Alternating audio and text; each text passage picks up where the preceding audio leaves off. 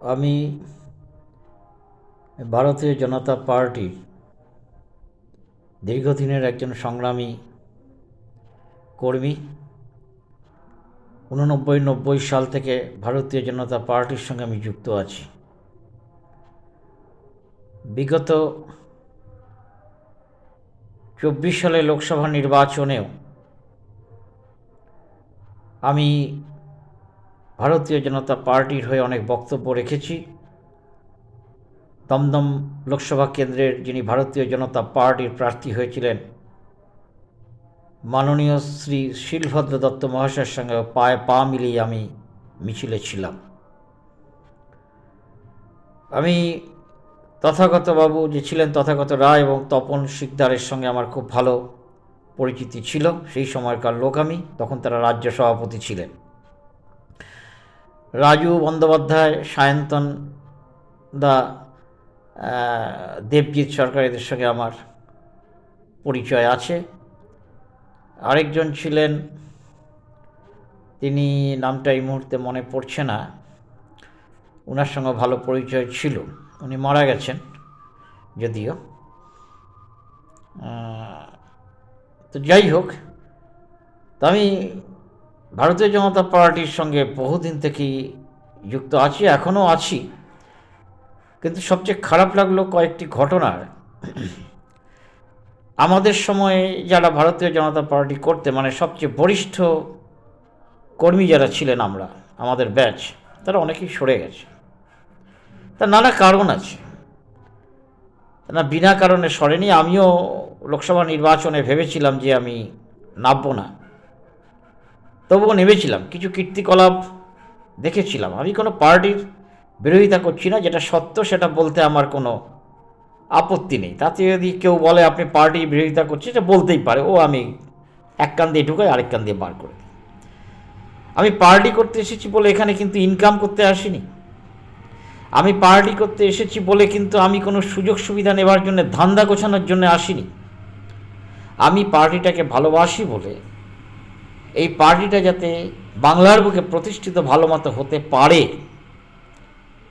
এবং আমরা যারা সততার সঙ্গে কাজ করি যাতে তাদের আরও প্রেরণা যোগাতে পারে এই পার্টি, বা আমাদের মতো যারা আছে তারা যদি আরও এসে যুক্ত হয়ে যদি সততার পথকে দেখাতে পারে, তাহলে সেটা আমার কাছে আনন্দের।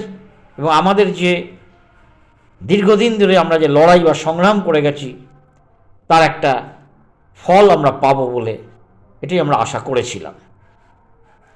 কিন্তু বর্তমানে যে পরিস্থিতিতে এসে দাঁড়িয়েছে, সে আশা একেবারেই নেই। আমার বলতে কোনো আপত্তি নেই, অনেক রাজ্য বলুন, জেলা বলুন, অনেকে রয়েছেন। এখন জেলার অবস্থা খুবই খারাপ, জেলা বলুন, মণ্ডল বলুন, খুবই খারাপ অবস্থা। যতই লাফাক, যতই চেঁচাক, আমাদের সময় যেটা ছিল সেটা এখন আর নেই। এখন সব ধান্দা করছে কিভাবে কি, একই রাজনীতি, একই। আর সবচেয়ে বড় কথা হচ্ছে যে আমার কাছে একটা বড় প্রশ্ন আমি সবাইকে জানাতে চাই। পার্টির বিরুদ্ধে বলছি না, এটা একটা ঘটনা, বাস্তব ঘটনা যেটা, সেইটাকে বলছি, অবাস্তব কিছু বলছি না। আমি রাজ্য স্তরের নেতৃত্ব, কেন্দ্রীয় স্তরের নেতৃত্ব যারা রয়েছেন তাদের আমার এটার মাধ্যমে জানাতে চাইছি, যখন 89-90 সালে পার্টির বলতেতে বাতি দেওয়ার কেউ ছিল না, সেই সময় কিন্তু আমরা ছিলাম। আমরা লোক পেতাম না, মিটিং মিছিল করবার জন্য আড়ালে আবডালে মিটিং মিছিল করতাম, সিপিএম তারা করতো, পালিয়ে বেড়াতাম। আমরা সেই সময়কার লোক। আজকে লড়াই দিয়ে আমরা কেন্দ্রে তিনবার এই সরকারকে প্রতিষ্ঠিত করতে পেরেছি এবং বাজপেয়ী সরকারের সময় 99 সালে নিয়ে আসতে পেরেছিলাম। এই আমরা ওই 99 সালে বাজপেয়ী সরকার ছিল, চারটিখানি কথা নয়। বিজেপির কতগুলো লোক ছিল, খোঁজ নিয়ে দেখবেন, তখন বিজেপির কটা লোক সংগ্রাম করত?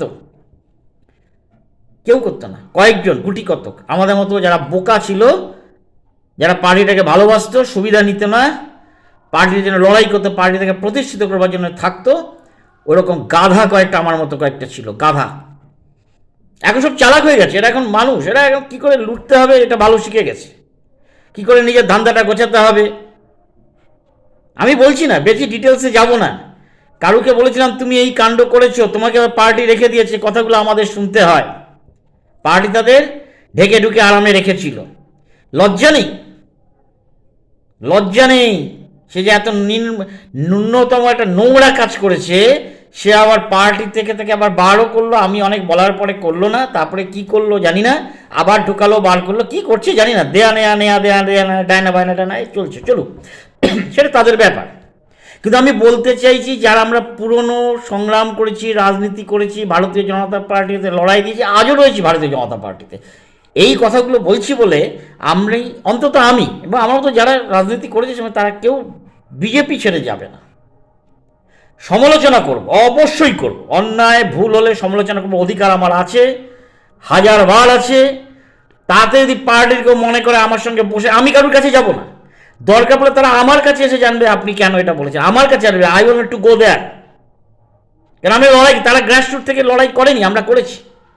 আমি কোনো পদ কোনো দিন পাইনি, পদের জন্য লড়াই করিনি। অনেক শুনেছি ও পদ চাইছে, আমি পদ চাইনি, পদ চাইলে বেরোতাম না। আর পদও যদি চাইতো না, পদ আমি আদায় করে নিতাম। কী করে আদায় করতে হয় আমি খুব ভালো জানি।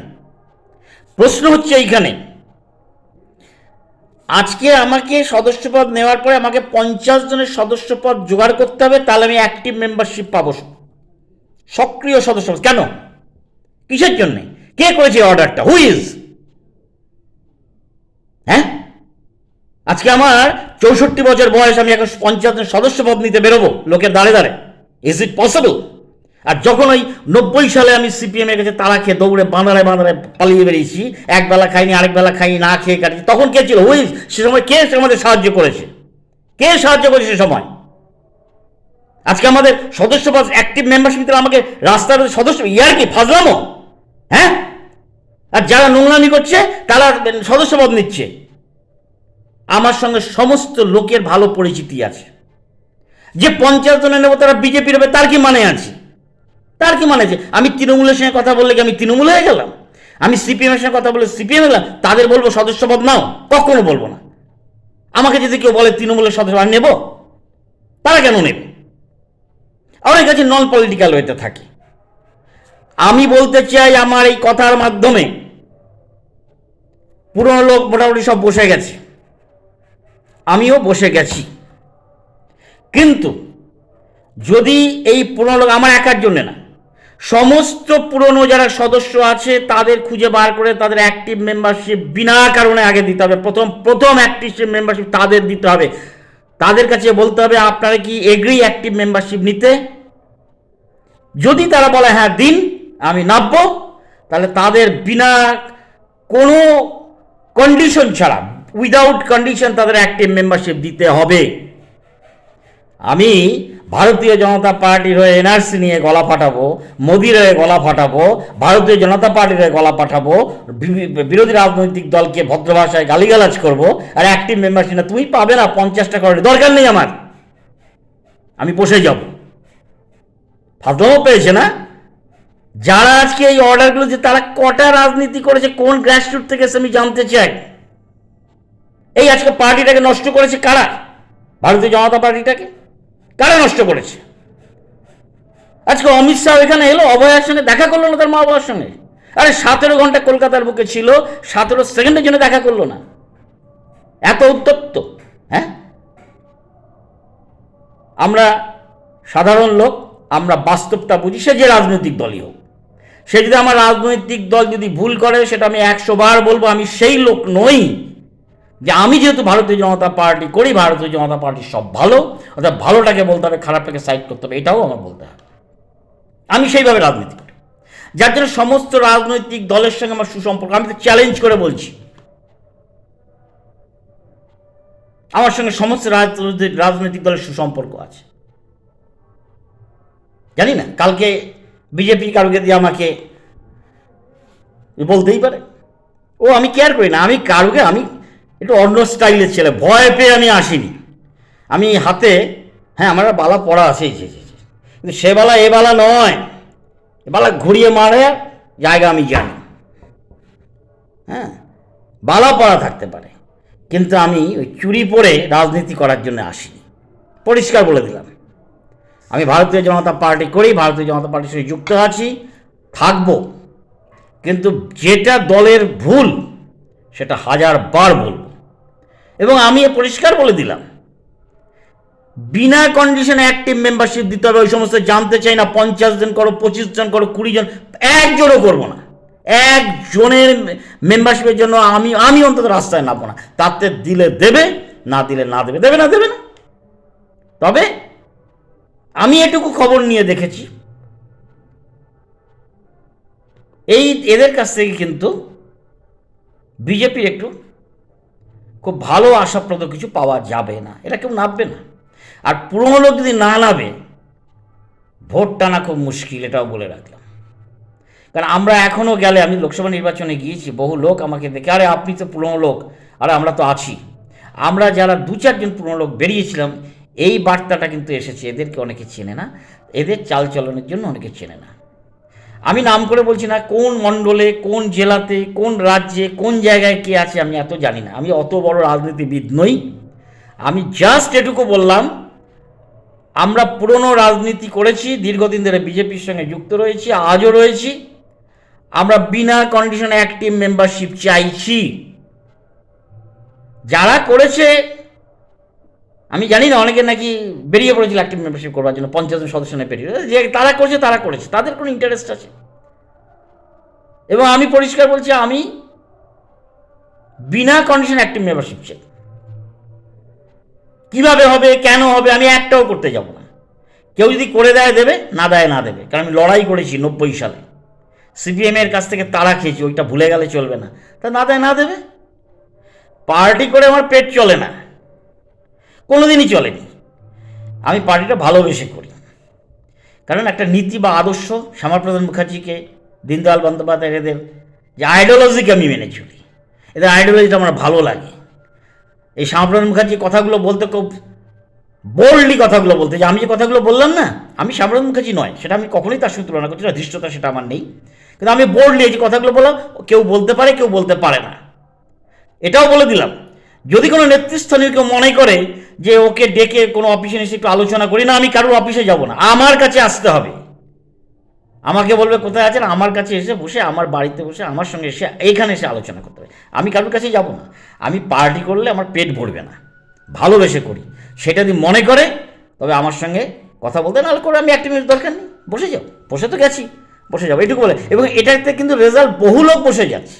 আপনারা দেখতে, এখন বলছেন 15 লোককে ডাকো, 15 লোক কেউ যাবে না। এতদিন বলেছেন কেন গলায় গামছা দিয়ে ডাকতে হবে? এখন কেউ 15 লোক যাবে? আর যাদের বয়স 68-70 হয়ে গেছে, তারা তো চলতেই পারে না। আমিও তো নিজে ভালো চলতে পারি না, তবুও ল্যাংড়া পায়ে আমি শিলভদ্রতার সঙ্গে রাস্তায় নেমেছি, বক্তব্য রেখেছি, সবাই জানে। শুধু এইটুকুই বললাম। এবার নেতৃস্থানীয় যারা আছে, তারা ভালো বোঝেন, তারা অনেক কিছু জানেন, তারা অনেক কিছু বলতে পারেন, ঠান্ডা ঘরে বসে বলবেন, হ্যাঁ, ঠান্ডা ঠান্ডা কথা বলবেন। আমরা তো রোদে জলে গ্রাসরুট থেকে রাজনীতি করেছি, আমাদের কথা একটু গরম হতেই পারে, গরম হবেই, শুনতে খারাপ লাগতেই পারে, কিন্তু আসল কথাটা, বাস্তবটা তুলে ধরলাম, এইটুকুই বলতে পারলাম। সবাই ভালো থাকবেন।